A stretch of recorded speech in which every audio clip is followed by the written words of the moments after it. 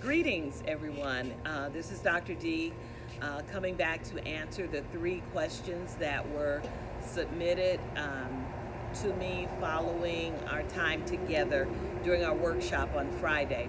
I'm so sorry that we weren't able to have a time to address questions. I'm here sitting in my backyard in sunny California, so I do hope that you can hear me in the midst of any other sounds. So I want to address the three questions that were submitted to me through the email. So the very first question was, what part of culture is genetically transmitted? Is this referring primarily to skin color? My answer is no. As I said earlier, anthropologists, psychologists, sociologists, educators, and all have given definitions relating to culture. In this case, I'm looking at psychology and anthropologists as they study the human mind and the human intelligence. So when we think about this aspect of genetic transmission, it has to do with the way one reasons, one thinks from a frame of reference within a cultural group, or from parents or siblings. And so that generally gets transmitted within the context of a home environment or a learning experience. So I hope this answers and addresses my frame of reference for discussing culture from this aspect. And there's so much more in the literature, and I can provide bibliography if indeed requested.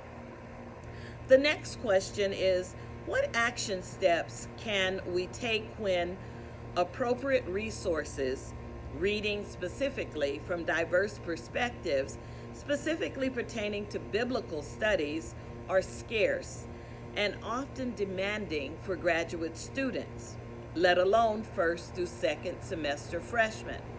I have a desire to expose students to diverse perspectives, but also do not wish students to perceive diverse perspectives are out of their intellectual reach. I also do not want to lay a foundation usually built by reading older conservative Caucasian men and then turn to diverse perspectives and perpetuate minorities as marginal voices when we need the perspective centralized. How do we lay down a diverse foundation when the brick and mortar are scarce?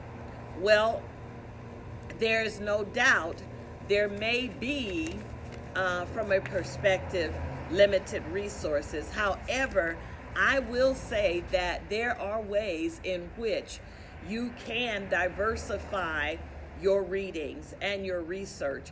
You, the professor, have to do some legwork, as well as I'll talk to you about ways your students could engage. I'd like to first reference historically black college seminaries. Howard University in DC has one of the well-known writers or theologians by the name of Kane Felder. And he writes information or theological perspectives from a biblical context. Also, there are other black seminaries and seminarians who write context and information, and I'm speaking from my own cultural context. There are Hispanic authors that would provide content and resources. But let me just say this, beginning with your universities that may speak directly to a given cultural or ethnic context. You might utilize your students, having them give bibliographies, identify readings they've engaged in, or some of your church pastors who have frames of references within their own cultural context written by theologians. I also would like to mention, I think I said this, guest speakers, also from diverse contexts, and asking them if they would provide you with their bibliographies and resources. Colleagues you may know from diverse backgrounds, seeking out their information, their bibliographies, reading the materials yourself, going through journals that are specifically, uniquely written for groups within that cultural context. Conferences. When you go to conferences, which I know that's limited right now, but who are those folks speaking to the various content areas that are from diverse backgrounds? Asking your librarian to seek out other resources through interlibrary loans and other materials. But yes, you have to do the legwork to get some of the material you need. I hope that's addressing your question. But when we talk about limited resources, we have to become explorers and researchers ourselves of information we don't know. I don't think anyone's knowledge and information and input that we can offer our students from diverse settings would be limited, because not only do our students of diverse groups need to have this understanding, but our white students, they need to understand the thought patterns and teachings that they gain from others. But Kane Felder has a huge bibliography of support that you can gain. I hope that addresses some thought there. I'd be more than willing to have more conversation as well as share bibliography. Here's the final question. I'm wondering about the hybridity in cultures. For instance, I'm Puerto Rican and Caribbean Hispanics. Puerto Ricans and Dominicans in particular are largely mulatto. I think we tend to identify with both African American learning styles and Hispanic styles. These charts don't really account for hybridity.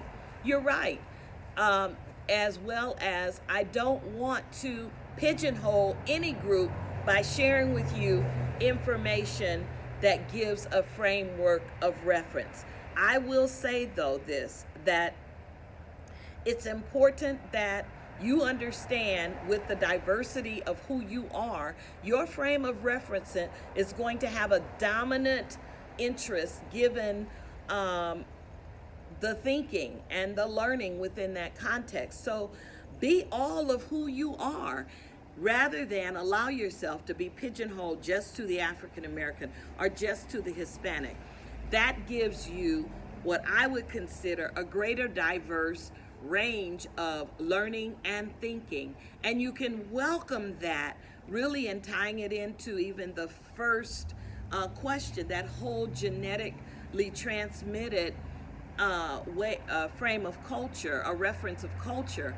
You have a diverse opportunity to gain understanding of knowledge. And so I would say, do not pigeonhole yourself to one or the other, but to allow all that God and who God created you to be to expand your knowledge and your learning. And I'd be more than willing to talk more with you, but I don't want anyone to utilize that cultural frame of reference or learning style consideration as a pigeonhole to say, oh, well, this is the only way a student can learn. Because after all, we all have a lot of each other. We all have a lot of each other. Don't forget that. I hope this has been helpful in responding to the questions I received. Thank you. And again, it was a delightful pleasure being with you on Friday. God bless you.